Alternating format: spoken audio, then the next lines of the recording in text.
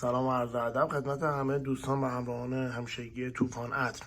امروز اومدم اتکلونی که خیلی ترند شده 1402 و 3 اتکلونی که آیسان اسلامی تو اکثر کلیپاش و ویدیوهاش ازش استفاده میکنه و اتکلون فوق‌العاده لوکس برای آقایون فوق‌العاده لوکس و لاکچری و قدرتمند و مدیران عرصه تمام بیزینس ها است.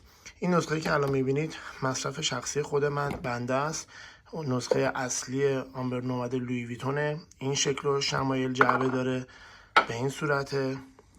من یه نشون بدم همه مشخصاتشو.